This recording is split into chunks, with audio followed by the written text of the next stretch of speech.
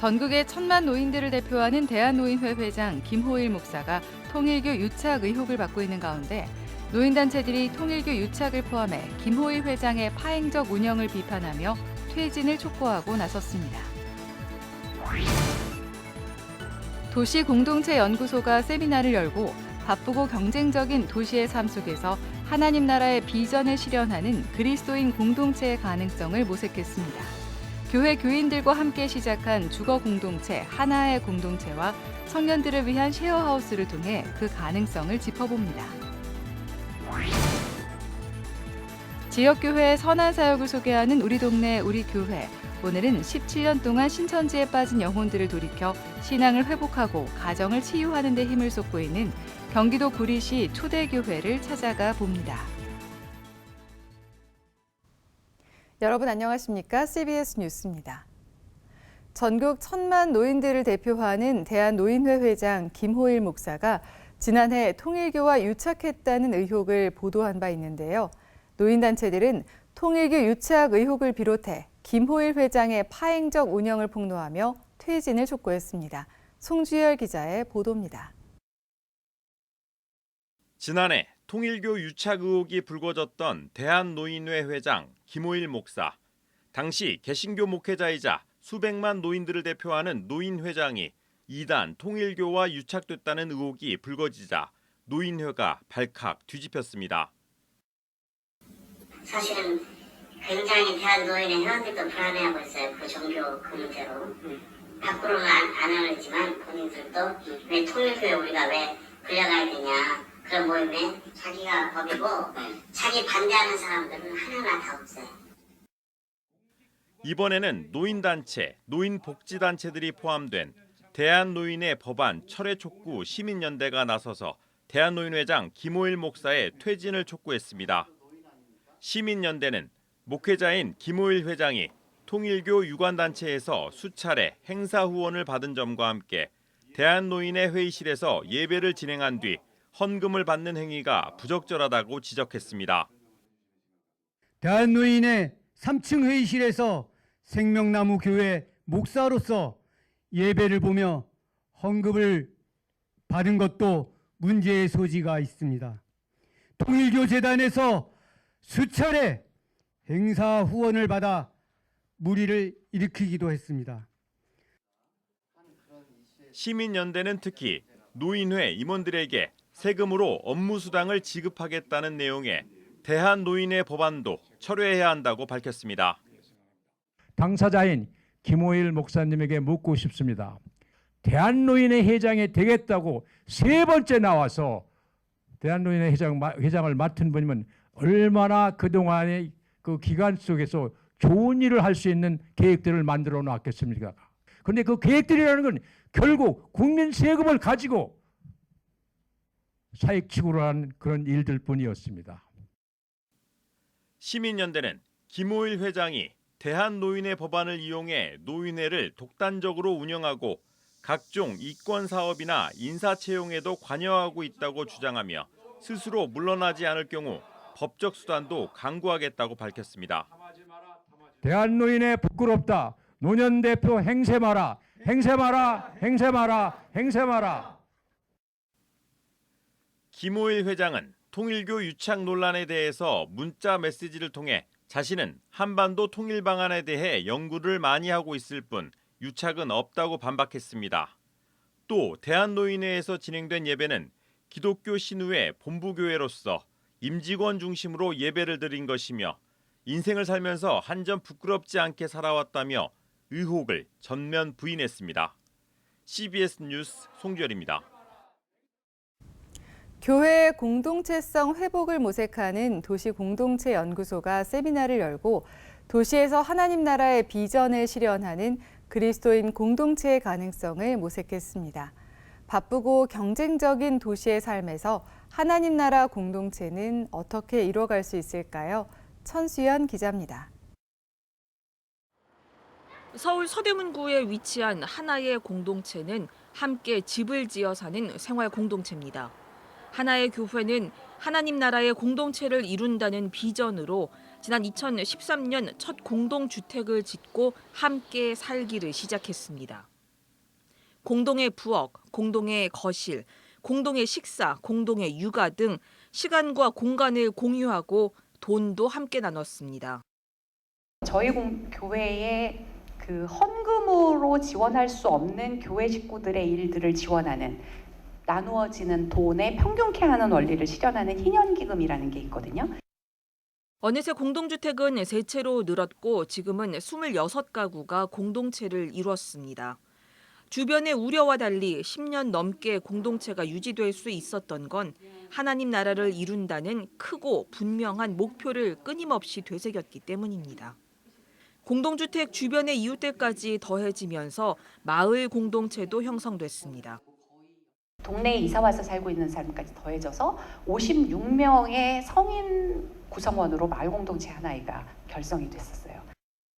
예배 공동체인 하나의 교회에서 생활을 공유하는 생활 공동체, 같은 동네 사람들의 마을 공동체로 서로 유기적으로 연결된 세 공동체는 영적 훈련과 삶의 공유가 오가며 독거노인 돕기 등 지역사회 활동을 함께 해나가고 있습니다.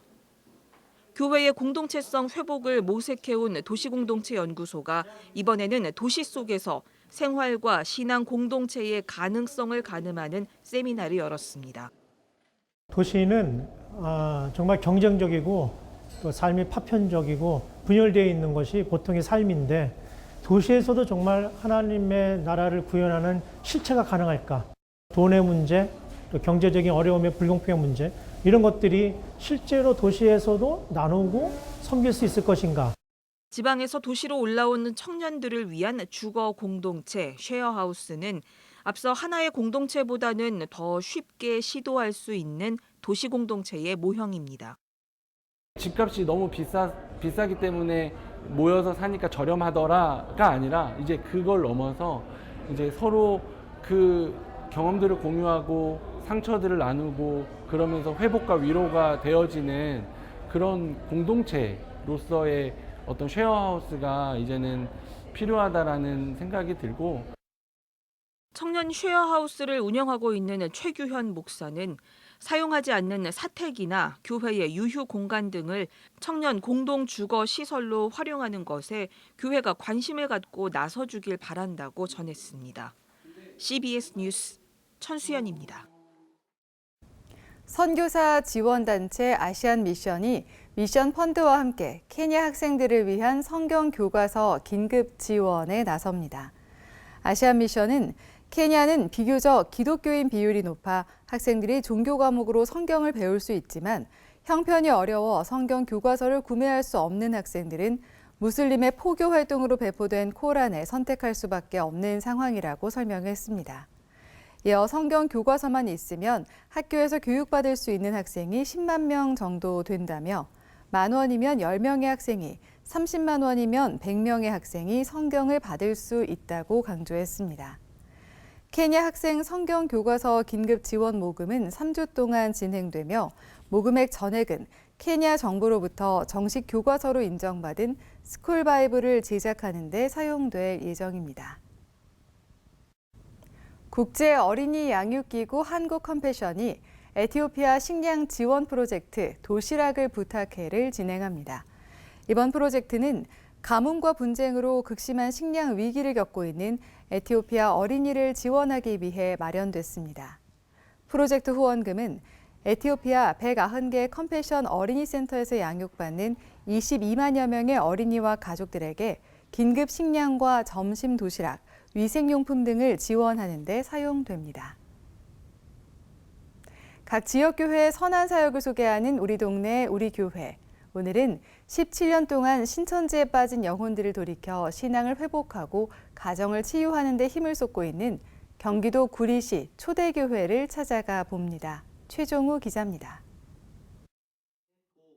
성도들의 95%가 신천지 탈퇴자들로 구성된 초대교회.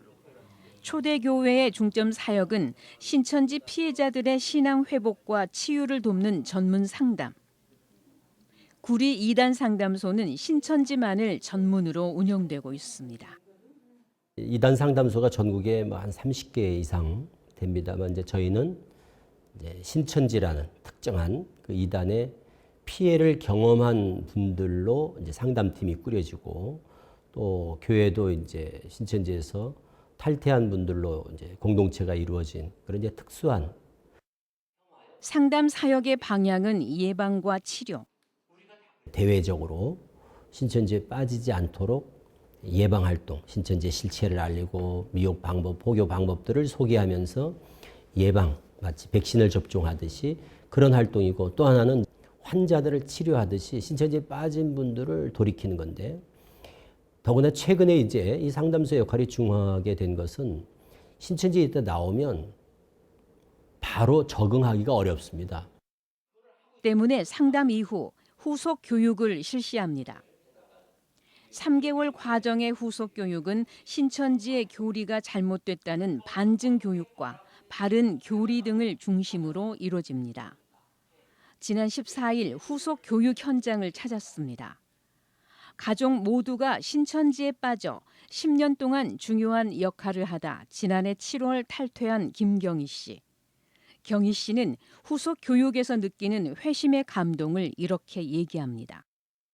회심 교육을 들으면서 진짜 정통 교리를 가지고 그 잘못된 음식을 먹었던 저희들을 다시 살려주시는 거예요. 먹여주시면서 그걸 깨닫게 됐어요.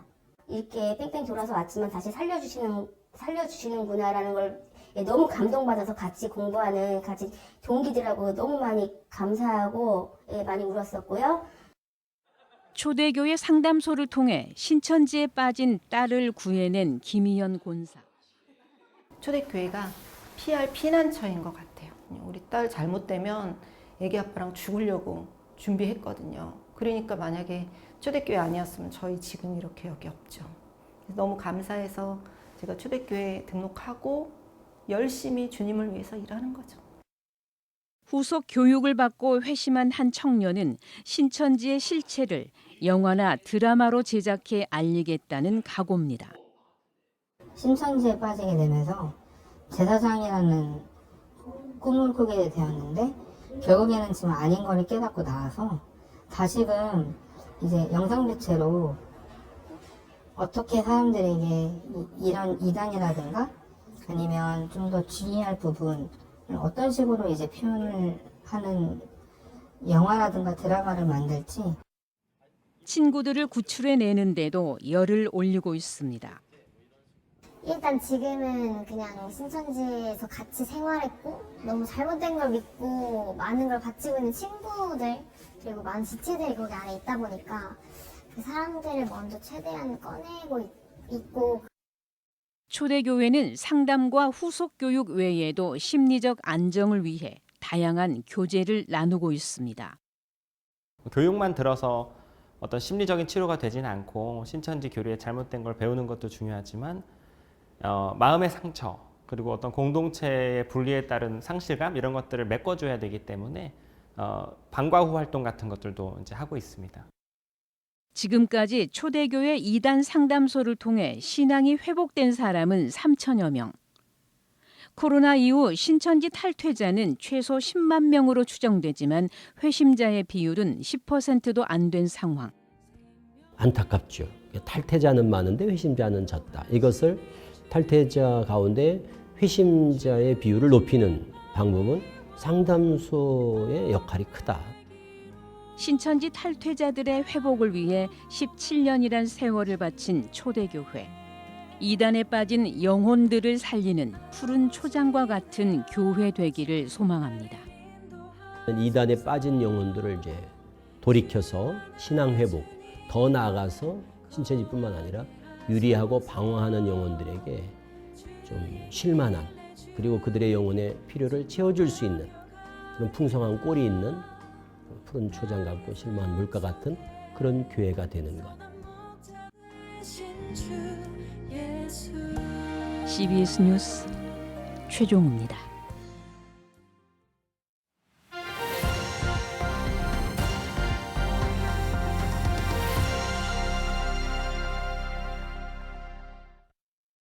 간추린 지역교계 소식입니다. 기독교 대한감리회 남부연회가 지난해 동안 진행된 리점프 처치 운동을 결산하는 콘퍼런스를 진행했습니다. 연세중앙교회의 설립 38주년 기념예배 소식도 함께 전해드립니다. 기독교 대한감리회 남부연회가 교회여 다시 뛰자 리점프 처치 운동 결선 콘퍼런스를 열고 우수교회 포상을 진행했습니다. 미자립교회, 우린 비전교회라고 부르는데 어려운 교회들이 참 너무너무 힘들게 지내왔습니다. 그래서 동기부여를 분명하게 해주고 그래서 다 부흥하게 하고 그리고 이제 정말 자립할 수 있는. 한편 기갑남부연회는 지난해 1월부터 리점프 운동을 전개해 연회 내 교회들이 3천여 명의 성도가 증가하는 효과를 얻었다고 밝혔습니다. 예장합동 동대구노회 여전도회 연합회가 정기총회를 열고 신임 회장으로 대구 북부교회 김옥순 권사를 선임했습니다. 교회와 지역사회와 선교사업과 군선교 선교사님 모든 분들을 섬기는 일에 최선을 다할 것을. 원주시 기독교연합회가 부활절 연합예배 준비 조찬기도회를 열고 부활절 예배의 성공적인 개최와 원주 복음화를 위해 기도했습니다. 이번 부활절 연합예배를 통해서 우리 원주시 교회들이 살아계신 예수님, 부활하신 예수님으로 새롭게 힘있게 일어나 생일을 이루는 해가 되었으면 좋겠습니다. 고신총회 국내전도위원회가 주최하는 2024년 2차 국내전도위원회 전도동력 세미나가 소명교회에서 열렸습니다. 침체된 한국교회의 전도 동력을 회복하기 위해 마련된 이번 세미나엔 이수훈 목사, 권호헌 목사 등 4명이 강사로 나서 강의를 진행했습니다. 연세중앙교회가 설립 38주년 기념예배를 드렸습니다. 이번 예배엔 CBS 김진호 사장과 교계 인사들이 참석해 연세중앙교회를 축하했습니다.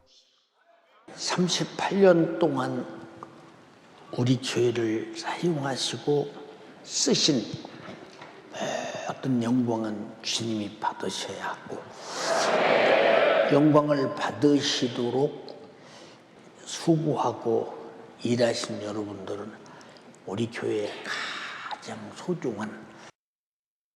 주님은 착하고 충성된 종인 줄 다 아실 것이고 천국 가는 날 주님께서 수고했다라고 말씀할 것으로 믿습니다. 이번 기념예배에서 연세중앙교회는 땅끝까지 복음을 전하겠다는 비전을 선포하고 전도에 더욱 힘쓸 것을 다짐했습니다.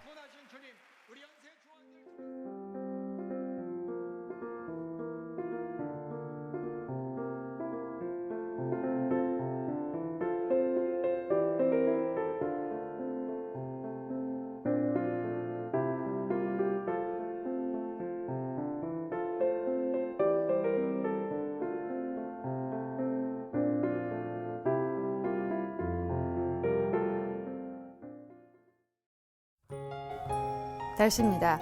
내일은 전국이 대체로 맑은 가운데 전국의 기온이 평년보다 낮아 쌀쌀하겠습니다. 내일 아침 최저 기온은 영하 4도에서 영상 2도, 낮 최고 기온은 7도에서 14도로 예상됩니다. 이상으로 뉴스를 마칩니다. 시청해주신 여러분 고맙습니다.